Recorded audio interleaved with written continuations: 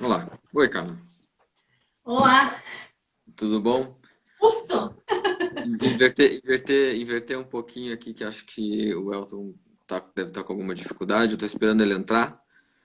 Tá, Mas, bom, vamos. Como é sempre em dois pedaços, né? Um pedaço eu converso com o convidado e outro pedaço eu converso contigo. Vamos inverter hoje. No susto, tá bom. Me tá bom? organizando aqui, porque eu não esperava por isso. Mas vamos lá. Bom, então tá. Bem-vindo todo mundo à terceira live aqui do Papai Atípico, para a gente conversar sobre os assuntos do podcast da semana. Bom, eu sou o Guilherme, né? Sou o idealizador do Papai Atípico. E hoje a gente vai inverter um pouquinho, vamos conversar um pouco com a Carla antes, depois conversar com o Elton. Então, Carla, se puder se apresentar para quem ainda não te conhece e falar um pouquinho de você, da tua história, do mundo adaptado. Tá bom, vamos lá. Desculpa, pessoal, é que eu acho que a gente. Eu não estava organizada, né, para isso, mas assim que Joguei é aqui bom, uma. né? Assim que é bom. Então, vamos lá. Bom, eu sou a Carla Del Ponte, né? Sou a fundadora da Mundo Adaptado. Sou mãe do Léo. O Léo. Deixa eu ter uma fotinho do Léo aqui, ó. Léo é uma criança que nasceu prematura extrema de 5 meses. Hoje ele tem paralisia cerebral e múltiplas deficiências. E por conta, né, da dificuldade que eu encontrei no dia a dia, quando ele nasceu, de procurar, né, de buscar informações para ele, de buscar serviços como um todo, produtos, né, a gente criou a Mundo Adaptado, que nada mais é que uma plataforma colaborativa, né, de conteúdo para pais e profissionais que trabalham com pessoas com deficiência, além das próprias pessoas com deficiência se autoajudarem através de conteúdo colaborativo. E dessa forma a gente acaba trazendo e tenta proporcionar um pouco mais de segurança para as decisões do dia a dia das famílias. Então é isso. Bom, com o Elton, o podcast com o Elton, o programa com ele, foi um programa bem diferente, acho que até do que muita gente esperava, assim. A minha esposa, realmente, a Ana, não esperava um programa desse, apesar de eu falar para ela o que seria, assim. Mas é um assunto que eu quis muito trazer para a proposta do Papai Atípico, porque é o momento da gente falar de coisas que incomodam a gente, assim. E a perda e a possibilidade da perda são coisas que são tabu na nossa sociedade, né? A gente tende a não conversar sobre isso. E o Elton, ele traz um jeito de olhar para essa situação com a história da vida dele que me tocou muito, assim, mas muito de verdade, assim. Eu não falei, eu saí, eu saí chorando, fui abraçar minha esposa, porque eu senti que eu precisava ouvir algumas coisas que ele falou ali, assim. E por mais que o luto dele, né, nós pais de crianças com deficiência, a gente passa por um luto também, que é um luto daquela idealização e tudo mais. E não tem como comparar um luto de uma idealização com um luto que o Elton passou. É longe de mim querer comparar isso. Mas são lutos, né? E a gente tem formas de lidar com essa situação. Algumas pessoas têm mais dificuldade, outras pessoas conseguem lidar melhor com isso. Então, Carla, eu gostaria de saber de você, com toda a sua experiência, se puder contar um pouquinho mais detalhado como foi a sua experiência com o Léo, principalmente o período que vocês ficaram ali na UTI. Como que você lidou com toda essa questão, com toda aquela idealização que você vinha carregando de anos e o Léo daí nasceu, com a tua experiência, como que você conseguiu lidar com com tudo isso que estava acontecendo na tua vida? Bom, assim, eu também, o podcast do Elton, eu fiquei bem surpresa. É difícil uma história me fazer chorar hoje, porque a gente acaba ficando um pouco mais cascuda, né? Não significa que as histórias não são. Cada uma tem seu valor, né? Mas tem algumas histórias que, meu Deus do céu, né? Como é interessante. Então, assim, convido vocês a escutar a história, né? Escutarem a história completa do Elton lá na Mundo Adaptado. a história que o Guilherme, né, que é o Papai Atípico, criou, né, através de um podcast. Tá muito, muito emocionante, assim. Bom, ele vai contar depois. E assim, eu me baseei nessa live, né, pensei um pouquinho, na verdade, porque eu ia entrar depois, então eu queria fazer alguns apontamentos, não sei se vai ficar muito claro, porque ele não contou a história dele ainda, mas uma coisa que me chamou muito a atenção, né? E Guilherme, a gente também alterou, né, por conta de problemas técnicos, né? Nada não foi outro motivo. Mas, assim, uma coisa que me chamou a atenção quando eu comecei a escutar a história dele foi eu peguei uma caneta e eu comecei a lembrar, né, do momento que eu vivia, né, com o Léo na UTI, naquela situação de gravidade extrema. E, e eu lembro, assim, eu me vi na UTI, né? Olhei assim aos meus redores, vi todo mundo junto comigo ali, todas as mães que estavam ali, né, naquele período, que foram diversas, e eu não consegui encontrar uma história, né, tão mais grave do que a do Léo, em praticamente todo o período.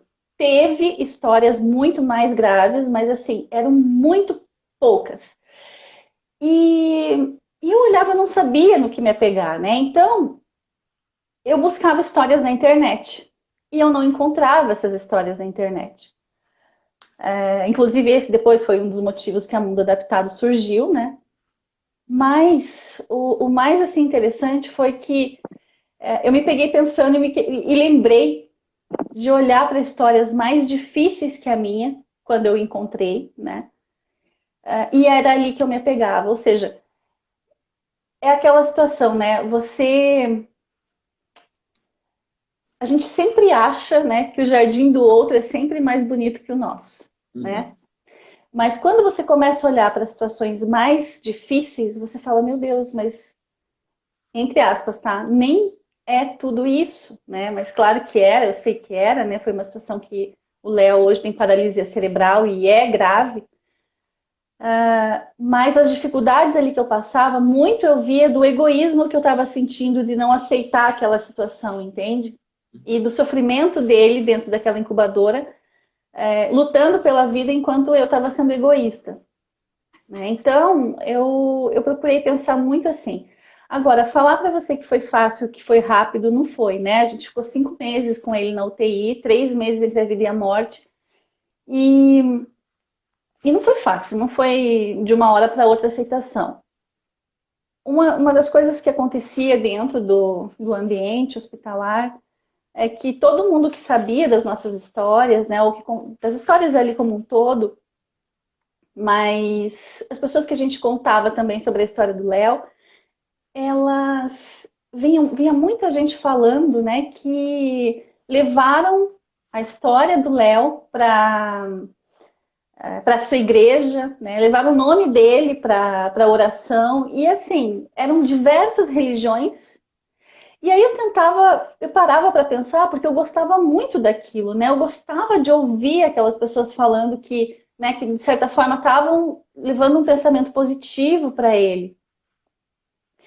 E aí, assim, eu caí na real que eu estudei 5 anos o kardecismo, e ali, para mim, era como se eu não tivesse estudado, porque eu não conseguia aplicar. Então, ou seja, a gente estuda, a gente faz, né, faz tudo que achava a religião, entre aspas, porque é ciência, filosofia e religião, né, como um todo, o kardecismo, mas eu olhava para aquilo e eu falava, gente, eu não consigo aplicar o que eu aprendi. Por que é tão difícil aplicar? Mas só que me ajudou com o tempo, isso foi me trazendo mais conforto. Então, isso foi um dos fatores que eu me apoiei. Uhum. E eu acho que cada um vai encontrar, né, a melhor forma, o melhor apoio. Eu até contei numa live esses dias, a live com a Viviane, foi uma mãe que tinha uma criança, tem uma criança, né, mas que naquele período ele estava muito grave, né?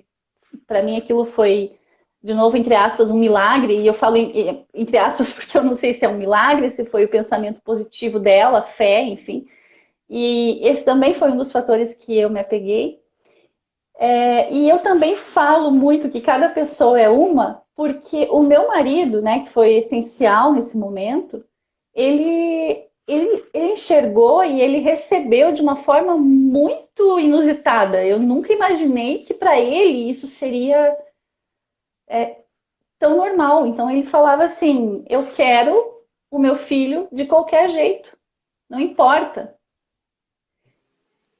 Então para mim isso foram fatores assim que me ajudaram muito, entre outros, né? Eu tenho toda a minha família apoiando, tem muitas pessoas que não têm esse apoio, eu tive. Então, são muitos fatores. Nossa, Guilherme, não tem nem como. Sim. Ó, chegou um amigo em comum nosso ali, ó. Meu primo, o Hugo. Tem, Tem tem bastante sim. gente, hein? Tem bastante deu pontos aqui. Tem, É. tem Cara, mesmo. me dá um Minha mãe tá minutinho, aí. eu preciso fechar a dieta da Dora ali. Tá Dois bom, segundos. tá. Eu vou falando aqui com vocês porque eu sei que eu imagino que ele foi fazer. Ele foi, acho que a Dora utiliza gastrostomia, né? Isso, a Dora tem gastro e acabou a mamar dela. Eu fui lá fechar para não ficar correndo ali. E eu tava vendo o teu desespero já, eu sei como é que é isso. Mas explica o que é a gastro, então, para as pessoas. Gastro, só vou explicar o desespero rapidinho, porque assim, a gente fica acompanhando a gastro, que é um frasquinho que fica com a forma, com uma madela e vai gotejando num caninho que vai até o estômago. A gente fica observando, observando, observando. Quando você distrai, ele acaba. E daí começa a escorrer e pode entrar, enfim. Ar, né? O Léo sofre É, com ar a também. a gastro é um processo que geralmente pessoas que têm disfagia ou têm problema de deglutição utiliza e é um caninho que entra direto no estômago, levando o que a pessoa vai ingerir de alimento.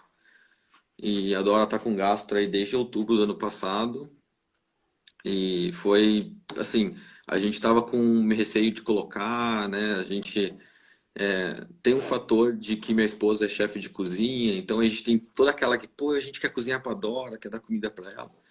Só que ela acabou entrando num ciclo de ficar doente, de ficar fraquinha, de não querer comer, dormir, ficar doente. Ela começou a perder peso e daí a gente colocou a gastro e foi assim a melhor coisa pra gente, na verdade, porque a gente tava ficando estressado porque ela não comia, a gente tava cansado de dar mamar pra ela e ela dormir, porque ela tava cansada, não tava recusando. Então foi a melhor coisa que aconteceu pra gente, assim, na situação da Dora e na nossa situação, né? Que a gente ia ter certeza que ela ia começar a receber todo o aporte nutricional que ela precisava para desenvolver, porque uma criança com, bom, não só uma criança com deficiência, mas toda pessoa ela precisa estar nutrida para conseguir desenvolver o que ela precisa desenvolver, né? E não é diferente com uma criança com paralisia cerebral como a Dora. Então, como que a gente ia querer que ela desenvolvesse alguma coisa nas terapias, sendo que ela não estava bem nutrida? Então, a gastro foi isso aí. Daí eu fui ali fechar o frasco dela, daqui a pouco a gente tem que limpar, mas minha esposa daqui a pouco, a Ana daqui a pouco tá aí, ela consegue. O meu processo com o Léo foi ao contrário, né? Nosso processo. O Léo, como ele nasceu prematuro, teve toda a questão da prematuridade, então ele teve a disfagia, a gente já sabia que ele tinha, né? A dificuldade de deglutição, e ele saiu do hospital com a gastrostomia. Mas também para o pai, né, e para a mãe é muito difícil, porque a gente já faz da gastrostomia um bicho de sete cabeças, né? Eu lembro que cheguei em casa, eu estava com ele, eu não sabia nem como abrir e fechava o botão. Agora, dormindo, a gente faz isso. Uhum. É tudo uma questão até do conceito que a gente coloca em cima daquela situação, né? É bem isso que você falou, é por onde ela se alimenta, né? Uhum. O Léo, ele se alimentou por muito tempo, né, pela gastro, não digo muito tempo, ele ainda tem a gastrostomia, hoje ele tem 7 anos, mas ele, com o tempo, aprendeu a se alimentar sozinho, porque a gente acabou desenvolvendo uma técnica caseira, na verdade, que a gente só moe, né, a comidinha, a gente moe e Uhum. ele consegue se alimentar por ali. Mas cada criança é uma, né, e cada momento é outro. Agora, as medicações ele não consegue de jeito nenhum, ele engasga e aí ele tem a situação de risco de broncoaspirar. Então, a gente, né, o médico optou por deixar gastro e a gente também se sente mais seguro com ela e utiliza para alimentação também quando ele está numa situação que de repente ele não está muito bem, não, né, não consegue se alimentar direito, então a gente acaba utilizando também. Mas O- a Dora, ela comia bem também, que nem a. Ô Elton, tudo bom? Já te chamo. Já chamamos você. O Gabriel quer andar, desculpa, eu desconheço o nome da mãe ou do pai que administra essa conta, mas falou que o Gabriel usa há 3 anos, por conta do baixo peso, comia pela boca mais 50 gramas, era a mesma situação da Dora, ela comia pela boca, ela levava em torno de 1 hora para comer 100 gramas. A gente achava que era ok, e ela gostava de comer, tinha comida que ela gostava, que ela comia com mais vontade, tinha comida que ela não comia com tanta vontade, assim, ela adora abóbora, era uma das coisas que ela gostava de comer. que legal, que Mas fofo. por conta desse ciclo, dessa demora de deglutição, né? 1 hora para comer tudo isso acho que o organismo nem consegue absorver esses nutrientes. Então, a gastro entrou para a gente conseguir ter esse aporte. E com relação aos remédios, tinha momentos que a gente ia dar remédio para ela dormindo, porque ela não acordava e a gente precisava dar remédio, e daí perde remédio, pode correr o risco de É, afogar, enfim. é assim. A gente já está super acostumado com a gastro. E, bom, ela continua ali. Foi um trauma para ele, para nós, demorou muito para aceitar. Esse é um E assunto para uma live inteira, né? é uma live, nossa, dá um assunto, inclusive é um tema para tratar sobre gastrostomia, porque minha esposa, a Ana, no começo, ela foi bem reticente, assim, ela não queria usar a sonda por questão dela, o pai dela precisou, ela não gostou muito. E, e daí tem aquela coisa, né? Minha esposa cozinha, poxa, você tem um filho, você pensa, nossa, eu vou fazer várias comidinhas para ele, vou fazer, vou dar para experimentar. Será que ele vai ter o gosto parecido com o meu? Pô, espero que ele goste das coisas. Cria toda essa idealização e daí cai naquilo que a gente comentou no começo, né? Desse luto da criança ideal que não existe mais. Uhum, E a gastro também é uma forma de você falar, pô, meu filho não vai comer pela boca, meu filho não vai comer o alimento que eu vou produzir para ele. é Então, isso. né, e acho que para minha esposa teve um outro problema também, uma outra questão que a Dora não mamou no peito. Então, são pequenas coisinhas que vão somando, e daí a gente fica bem. É um trauma, né? A gente não quer, a gente tenta evitar, mas no final das contas, a gente só vê melhorias, né? Que nem a Com Thaís ali do certeza. Diário Especial, falando que o PC tá com gastro 5 anos e só vê muitas melhorias. A gente também tem uma conhecida nossa, o o Thiago e a Carol, são um casal amigo, super amigo nosso. Aqui eles têm a Laura. Eu entrevistei o Thiago, inclusive, foi o meu segundo entrevistado do podcast de pais. E, e ela falou assim que eles colocaram também na Laura, e eles falaram, nossa, foi a melhor coisa assim para Laura, porque ela tinha problema de deglutição, ela tinha aquela pneumonia, como que fala? Que é recorrente assim, né, por causa da deglutição. Uhum. Então, para eles foi bom e a gente Eu acho acabou que assim. só cada caso é um caso, mas a gente não pode, né, também olhar aquilo como um bicho de sete cabeças, porque a hora que, né, puder, de repente, daqui a um tempo ela não precisa mais, é só retirar, né? Então é muito mais simples retirar. Tá nessa assim de a gente tem esperança de a cada hora vai voltar a se alimentar pela boca, porque ela ainda continua com reflexo de deglutição. A gente coloca fruta na boca dela, ela fica mastigandinha a fruta, a gente vê que ela gosta de sentir sabor, ela consegue engolir, a gente faz fono para ela não perder esse movimento da língua, né? Porque a gente perde também esse movimento da língua, Perde. esse movimento É de deglutição. importante. É estimular com alimentos, mas assim, de repente não para ela engolir, mas com gostinhos, né? Pelo menos para que ela ainda se lembre, né? Mas É porque é tá uma parte certo, é super isso aí, importante, é uma parte super importante sensorial da boca, né? Ela com certeza. E Guilherme, eu esqueci de falar uma coisa bem importante antes de você chamar o Elton, que eu ia falar em cima do que ele ia contar, né? Então eu não vou falar o que ele vai contar, porque daqui a pouquinho ele fala, mas ele falou uma frase ali para mim que eu achei para mim, né, para você, na verdade, no podcast, ele falou uma frase que também me chamou muita atenção sobre querer ter um filho, né, nos braços. Uhum. E isso também remeteu, agora voltando um pouquinho, porque daqui a pouco você finaliza comigo e eu não consigo falar, então, né, acabo esquecendo de falar. Isso remeteu a uma situação, duas situações que eu tive, na verdade. Eu sempre falo para todo mundo, né, que quando eu era criança, quando me perguntavam o que eu queria, né, ser quando crescer, eu não sei se eu respondia isso para as pessoas, mas eu lembro do sentimento que eu tinha, que o que eu queria, na realidade, era ser mãe. Eu entendia que eu queria crescer para ser mãe. E eu vim com esse sentimento, né? E aí, quando eu engravidei, eu tive duas gravidez antes do Léo. E eu tive duas perdas antes do Léo. Não foram perdas, né? Assim, não foi uma gravidez avançada, né? Mas eu tive duas. E é uma sensação de muita dor, né? Com certeza é dor. Você vai para ouvir o coraçãozinho da criança e de repente não tá batendo. E é o teu sonho que está ali, né? A tua expectativa, e aí você não tem mais aquilo, né?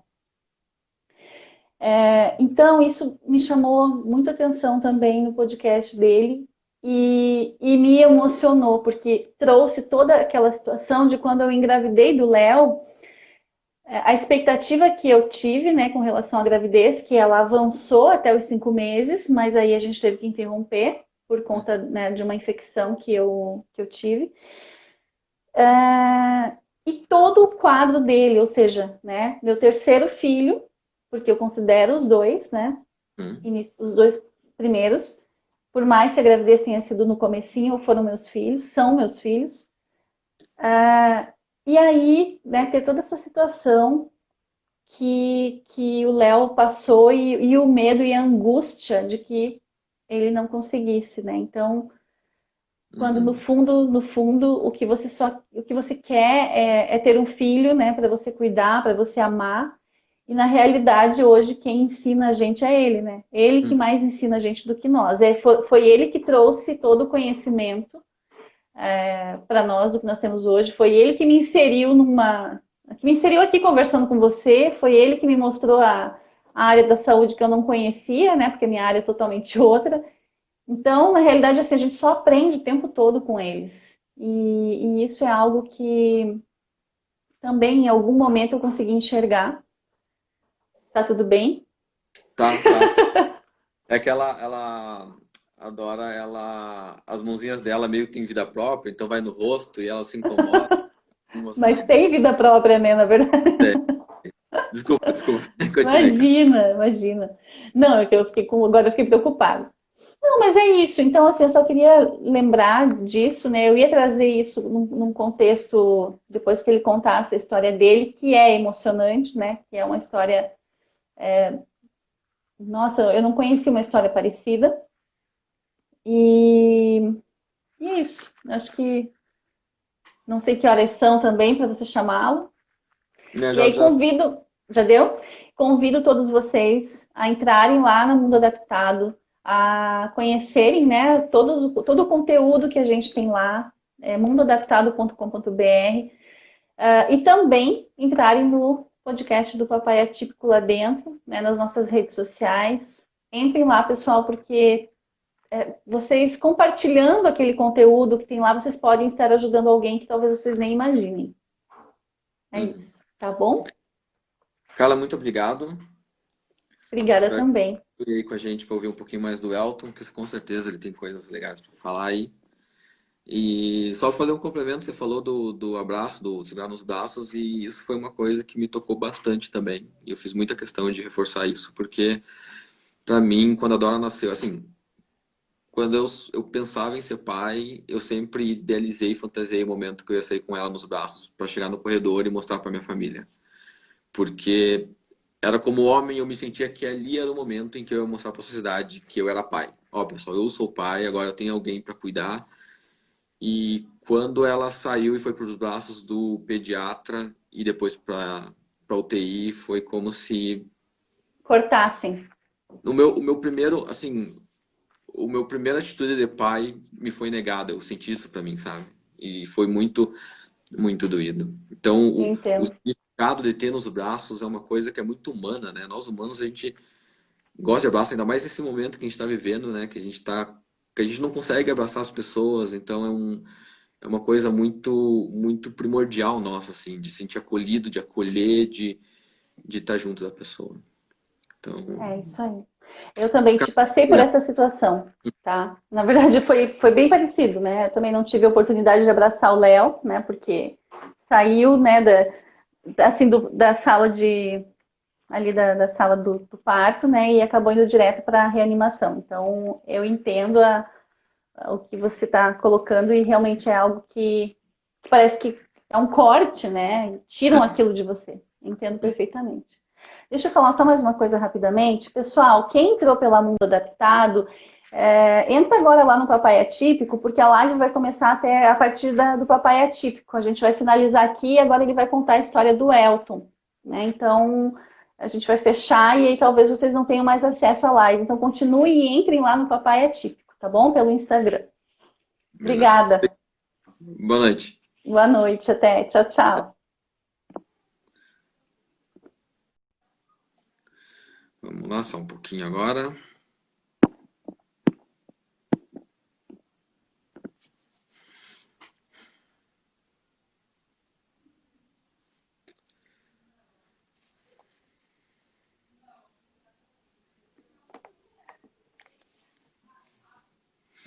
Só um pouquinho esperar o convidado entrar. Já damos sequência na live, nos assuntos. Deixa eu ver se a Dora tá bem. Dora tá bem.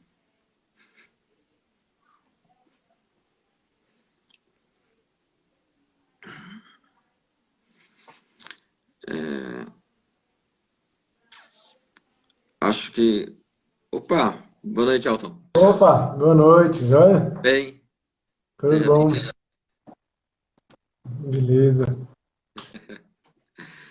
Você conseguiu ouvir um pouco ali da Carla? Consegui sim. Sei, muito Ah, gente. é.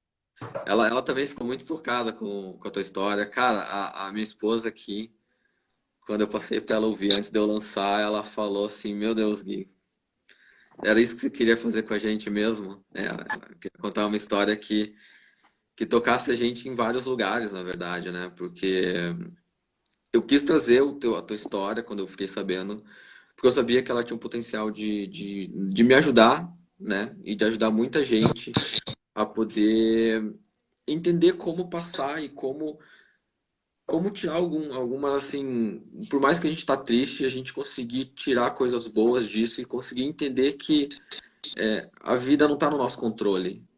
Sim. E por não estar no nosso controle, acho que o melhor que a gente tem a fazer é tirar as coisas boas dela. É a única coisa, né?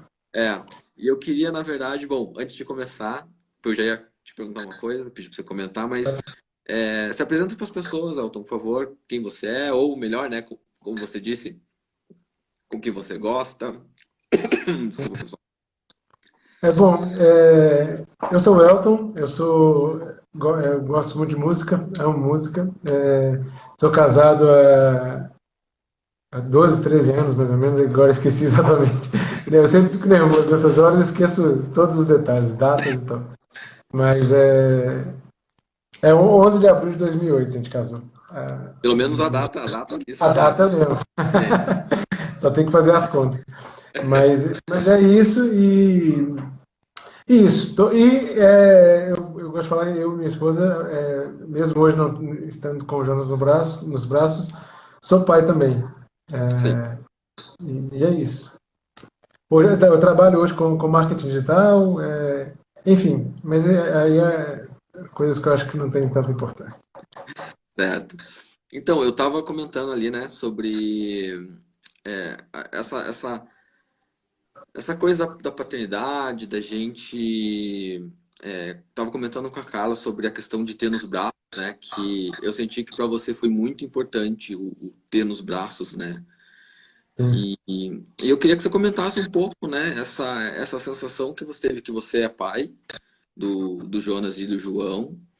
E como que foi para você esse processo de sair do João e daí partir para o Jonas? E, e como que todo esse processo mudou quem é o Elton, né? Tá. É engraçado isso, né? Porque assim, eu quando antes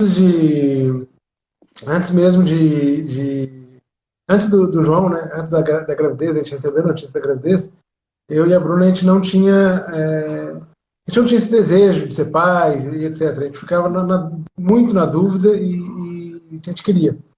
E a gente fala que o processo, o que nos transformou nos fez ter certeza de que a gente queria ter um filho, carregar ele nos braços e tudo, foi a gravidez. Eu até vejo muita gente que acha que, sempre pensa, né, mas será que eu estou pronto para ser pai, né? Sempre falo que não existe nada no mundo que pode te preparar para isso, porque tipo a paternidade, a maternidade, ela é uma coisa ela é incomparável. Então Uhum. não tem, tipo, como que uma coisa que é única, tão única, você pode ter alguma coisa que vai te preparar para aquilo? Tipo, é muito único para você achar que algo vai se preparar. Então, tipo, quem acha que eu preciso me preparar, preciso de determinadas coisas, não tem nada que se possa fazer no mundo que vai te preparar para isso. A única coisa que te permite, que te prepara é ser, é estar ali, é viver aquilo. E então, assim, você vive e pronto, né? Não tem jeito. Preparação não existe. E aquele momento, quando a gente teve a notícia, né, da gravidez, a gente foi aos poucos ali durante a gravidez se tornando pai e só que aquilo que você falou, né? Parece que esse momento, essa preparação, ela se concretiza naquele momento de segurar nos braços. O Sim. segurar nos braços é meio que a concretização do tipo, eu vim me preparando, me Uhum. preparei minha cabeça, me transformei mentalmente para cuidar, para ter uma pessoa, uma vida que vai depender de mim. E beleza, e isso é concretizado no momento em que você tem nos braços aquela criança frágil, etc., e você, putz, é aqui, eu vou proteger e tudo. E quando isso não acontece, é muito. Cara, eu não sei nem o que dizer. Acho que tipo, a palavra teoricamente seria frustrante, mas frustrante é tão pouco pro sentimento, sabe? Uhum. É muito mais, é uma frustração que ela vai lá dentro da alma, né? É uma coisa que você não se completou aquele processo e tudo. E aí o processo de decidir termos um outro filho, ele foi muito rápido. A gente, basicamente a gente esperou, a gente já decidiu, saiu da gravidez, já decidido a ter um outro filho. A gente esperou para o tempo, né? De tempo mínimo que os médicos recomendaram e tudo para começar e tudo. Mas sempre tendo a noção de que, tipo assim, o João ele veio, ele transformou a gente em paz. O Jonas, ele só decidiu buscar a gravidez do Jonas porque veio o João. E Uhum. ele que fez essa transformação nossa e por isso que a gente sempre carrega os dois, né? Sim, É os dois. sim. Só para explicar, vocês engravidaram do João, né? Foi o primeiro Sim. filho de vocês, quando vocês não tinham planos de ser pais, de ser pai nem mãe. Vocês engravidaram do João e o João acendeu em vocês essa fagulha de ter uma criança, querer. Vocês descobriram o que vocês queriam, talvez vocês só não tivessem dito para vocês mesmos, né?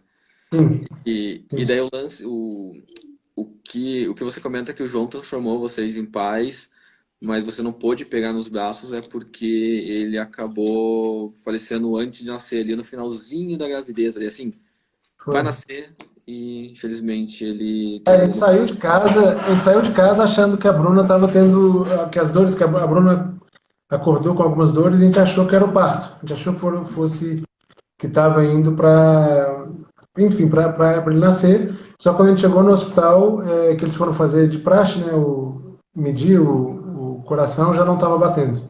Uhum, Estava com 41 semanas. sim. E daí você acabou se frustrando porque no final das contas não teve seu filho, teve todo esse desfecho. Mas aí acho que começou, pra mim, assim, ouvindo a tua história, aí pra mim começou. mostrar um Elton que, sa- que quis ir para frente. Não quis esquecer o passado, não quis deixar o passado dominar e quis ir para frente. E daí vocês decidiram, pô, vamos. Infelizmente não deu. O João vai estar no nosso coração. Ele vai ser o irmão. A gente precisa do irmão, né? Como você falou, a gente precisa Sim. do irmão pro João. E daí vocês foram É, e engravidaram do Jonas. E o Jonas, sim, vocês conseguiram realizar algumas coisas. Você, como homem e pai, conseguiu realizar algumas coisas que, infelizmente, você não conseguiu com o João, né? sim. Com o Jonas, não foi também no primeiro momento, ele nasceu e foi para já para UTI. E foi bem complicado, porque no momento em que ele nasceu, eu vi ele nascendo, mas eu não consegui nem dar tanta atenção a isso. Eu só percebi que ele chorou, mas porque a Bruna ela teve um síndrome de HELP, né, Uhum. durante na gravidez, e é uma situação muito grave. Pelo que me falaram, não sei exatamente, mas pelo que me falaram, é a única situação em que a mulher não assiste o parto. O parto é com anestesia geral. Uhum. E a anestesia geral, quando eu cheguei na sala de parto, né, a Bruna estava ela não tem reação, ela estava totalmente sem reação. Então a única coisa que eu fiquei ali na sala de parto foi olhando para a Bruna, porque era anestesia geral, então tipo assim, estava apagada, né? E aquilo me bateu muito em mim. Então, quando ele nasceu, eu só me preocupei se ele chorou, eu já fiquei preocupado com a Bruna, e dali ela já saiu para a UTI, também ficou dois dias na UTI, e o Jonas foi para a UTI. Eu não pude, nesse primeiro momento, segurar ele, pegar ele nos braços, né? Eu pude encostar nele, mas só na incubadora, né? Colocar a mão lá e segurar e tudo. A gente foi segurar ele, foi um tempinho bom depois. Porque ele ficou lá um tempo, aí com 5 dias ele precisou fazer uma cirurgia, então até que a gente pudesse finalmente segurar ele nos braços, foi um tempo ainda.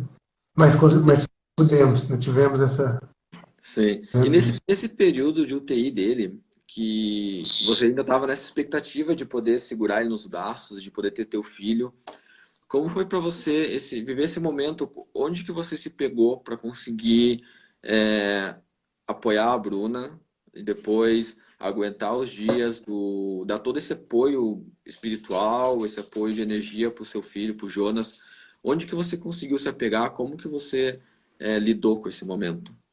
Tá, eu e Bruno, a gente é cristão, né? A gente acredita muito em Deus, mas a gente tem a gente não é essa fé que acha que tudo vai acontecer da mesma maneira que eu quero, que tudo eu determino e tem que acontecer da melhor forma e tudo. A gente não acredita nisso. A gente acredita que, enfim, coisas ruins podem acontecer, vão acontecer, e o que Deus nos oferece é esse conforto de saber que Ele está ali e ele vai nos sustentar. E esse sustentar significa sustentar nos piores momentos, né? A gente até brinca, tem uma passagem que o pessoal usa muito para falar que tudo vai dar certo, que é que o Senhor é meu pastor e nada me faltará, né? Mas no contexto dessa frase, ele fala que mesmo que eu caminhe no vale da sombra da morte, eu não vou ter mal algum, porque o Senhor é meu pastor. Então, tipo assim, o nada me faltará, ele está falando do vale da sombra da morte. Não dá para você achar que tudo vai dar, tudo tá maravilhoso, você caminhando no vale da sombra da morte, não faz sentido. Então, assim, eu senti isso ali. Eu estava em vários momentos nesse vale, à sombra da morte, a morte espreitando o tempo todo. Em vários momentos, quando ele foi para a cirurgia, era uma cirurgia de muito risco, e eu acreditava que aquilo. Eu segurava nisso. Ele está sustentando a gente consegue aqui, a gente tem um ao outro, e foi o que sustentava a fé. E ele Sim. sustenta até hoje, né? Uhum, uhum, uhum. Sim, sim, sim. É bem importante. A Carla perguntou o que aconteceu depois. Eu imagino que seja depois da cirurgia, né? O Pode Jonas, ser. O Jonas ele foi para casa, ele passou por essa cirurgia, aí aham, depois dessa cirurgia ele se recuperou depois de um tempo, depois de mais ou menos 2 meses ele foi para casa, Só que essa cirurgia ele ficou com uma bolsa de colostomia. Ele ficou com a bolsinha.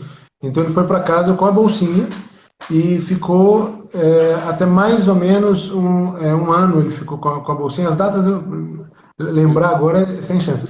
Mas mais ou menos um ano ele ficou com a bolsinha. Aí ele fez a cirurgia para reverter. E depois ele teve o grande problema que ele teve foi porque ele começou a desenvolver um quadro de púrpura, que é a ausência de plaquetas no sangue. E aí ele precisou fazer uma outra cirurgia de intestino, porque sempre que mexe no intestino, né, tem chance de dar brida, de dar algum problema e precisar abrir e fazer algum ajuste, né? O intestino é complicadíssimo. E quando ele precisou fazer esse... A Bruna está aí as informações que eu passo errado, a Bruna me corrige aí.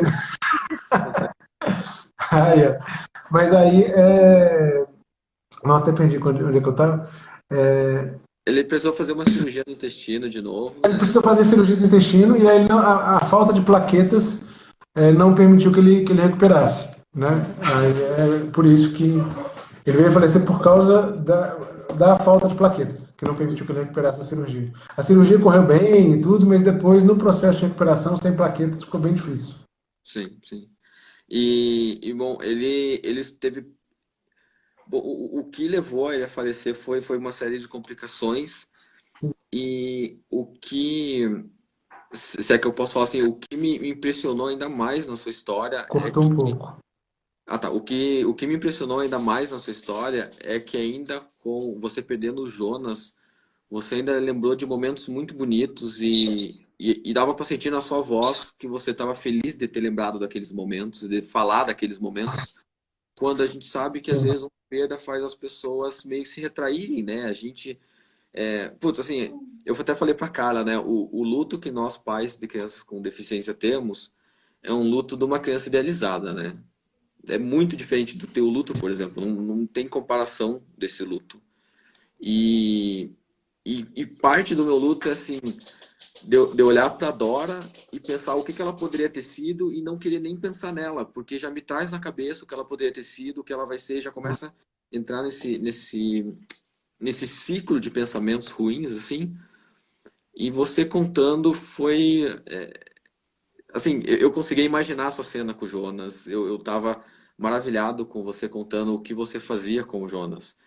Então, isso é muito bonito, sabe? Você conseguir falar desse momento, desse segundo momento bem difícil na sua vida e ainda achar forças para confortar a gente que está vivendo uma situação assim. Eu falo sempre, né, quando eu falo do Jonas, que era uma das coisas que ele ensinou muito pra gente foi, e acho que muitas crianças que estão nessas situações ensinam isso, é o sorrir, tipo, acaba de passar ali por uma injeção, por tirar sangue, que é dolorido demais, ele tirava muito a gasometria, que dói mais ainda, e, e aí ele, antes da enfermeira que tirou o sangue dele sair do quarto, ele já estava sorrindo para ela. E isso ensinou muito, muito para mim, essa coisa tipo assim de sorrir e tudo. E o sorriso dele era, a gente sempre fala que a gente não consegue lembrar, por mais, mesmo em alguns momentos que a gente está lembrando de algo mais triste, chorando, a gente não consegue lembrar do sorriso dele e não sorrir de volta. Então, Sim, a frase que a gente tem pra gente, que a gente carrega, é isso. É tipo, sempre que a gente lembrar dele, com tristeza, com choro, etc., lembrar do sorriso dele. uhum, Porque se a gente lembrar do sorriso dele, a única coisa, a única forma de a gente responder ao sorriso dele é sorrindo de volta. sim. Então, a gente trazer isso junto, é o que a gente costuma. E eu sempre lembro desses momentos. Essa camisa aqui, é uma camisa do Chapolin, tá vendo? Tem uma Isso foto dele, aqui, né? Tem uma foto com você isso nesse foi, mesmo. ele passou, a gente teve um carnaval com ele, que foi no hospital. E o pessoal do hospital, assim, nossa, eu sou grato até hoje a todos, em todos os momentos. No hospital, isso foi um carnaval que teve, foi um carnaval que ele passou com a gente fantasiou de Chapolin, nós três, eu, a Bruna e ele. E o aniversário que ele teve de um ano, Foi assim, no momento em que ele estava prestes a fazer um ano, a gente estava com muita. Era até provável que ele ia para casa alguns dias depois. Uhum. Então a gente resolveu não fazer nada. Ah, não vamos fazer. Quando a gente chegar em casa, a gente faz uma comemoraçãozinha de que ele foi para casa com os amigos. E o pessoal do CTI não deixou, sabe? A gente tinha decidido entre a Bruna, o pessoal do CTI comprou docinho, comprou um bolo, comprou salgadinho, fizeram toda a movimentação de levar o leito, né? Porque era um leito com coisas que estavam ligadas, com os equipamentos que estavam ligados, né? De monitoramento, agora não sei. E levaram lá para a salinha de conversa lá e fizeram uma festa para ele. E, nossa, isso me marcou, assim, não sei nem se eles têm noção do tanto que isso marcou para mim, mas foi assim, sensacional. Sim. Né, eu acho muito importante a gente poder lembrar desses momentos bons, porque é isso que a gente quer guardar das pessoas no final das contas, né? E são esses momentos bons que faz a gente pensar na nossa própria vida, né? Tem uma passagem no programa que você comenta, na conversa, que acho que acabou não indo pro programa, que você falou que se o Jonas talvez não tivesse tido essas complicações, você seria uma pessoa diferente. Você provavelmente teria focado no trabalho, você não seria o pai que você queria ser, na verdade, né? Esse pai que tá junto, que pega no colo, que acorda de manhã e leva para a sala para trabalhar junto, que vai correr atrás.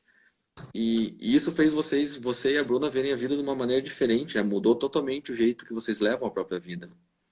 Não, totalmente. A gente mudou.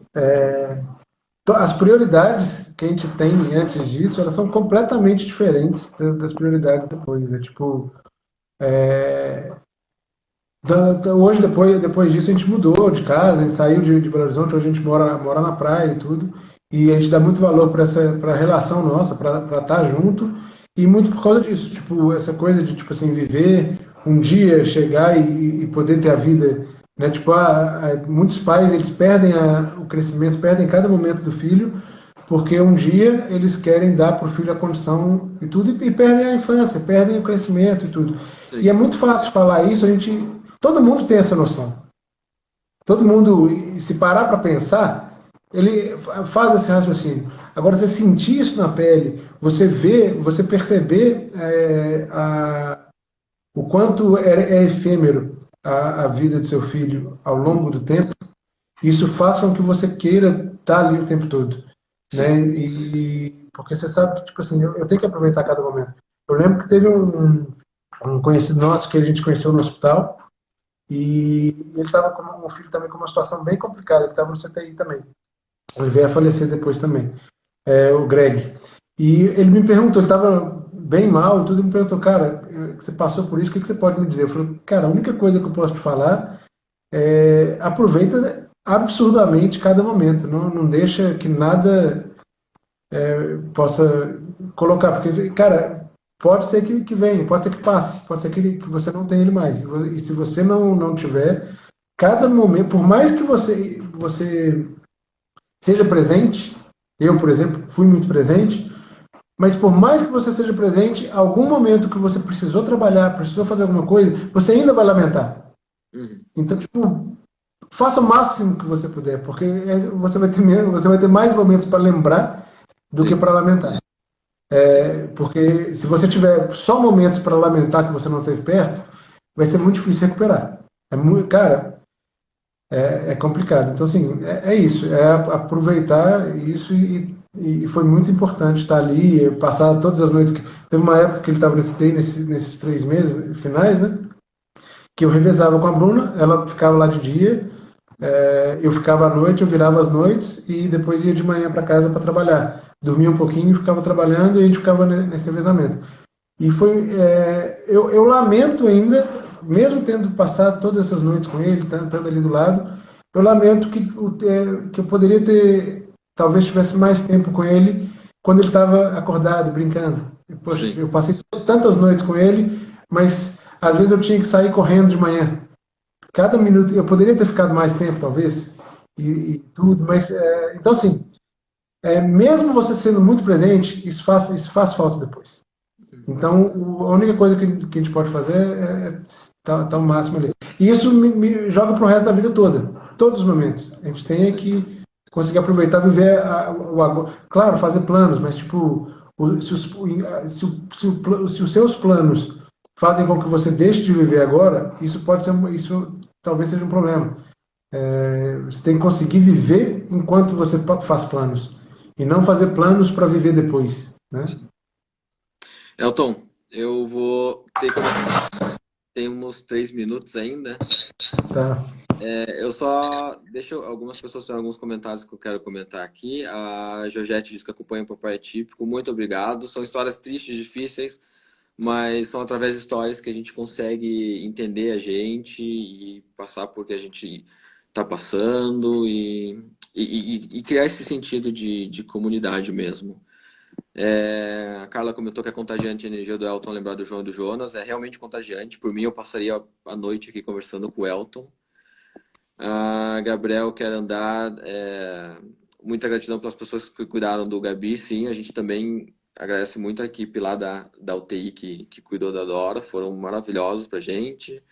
A Tati pediu para deixar a live gravada. Eu vou deixar a live gravada. A Lidiane diz que o Jonas teve a benção de ter vocês como pais. E Elton, eu vou deixar aqui um espaço para você dar um recadinho final.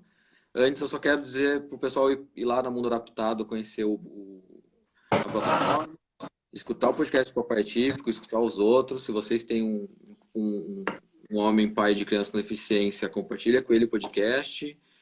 E Elton, por favor, dê seu recado final. Muito obrigado por vir aqui conversar com a gente. O canal está sempre aberto para o que for. E temos lá 1 minuto e meio. Tá. Eu acho que a única coisa que eu posso dizer é... Eu estou até querendo mostrar um negócio aqui, mas eu não estava planejado, não tinha planejado, então tá um pouco empoeirado, mas é mostrar aqui. Isso aqui é algo que fica comigo sempre aqui no meu escritório. E é esse sorriso, que tipo, a única coisa que eu penso é sorrir de volta. Sempre que você lembrar, todos os momentos, os piores momentos, eles têm aprendizados. O Jonas, por mais que tenha sido como foi, o sorriso dele inspira a gente, e é uma coisa que nos ensinou demais. Então é isso, aprender com esses momentos difíceis, em qualquer momento, a perceber a beleza desse momento, aproveitar o que esse momento pode te entregar e ser grato por aquilo. Eu sou muito grato pelo tempo que eu tive com o Jonas e eu não troco o tempo que a gente pôde ter junto por nada. Se alguém falasse, mas foi uma dor muito grande, será que valeria a pena não ter essa dor? O que você... Se você não, eu consigo tirar essa dor de você.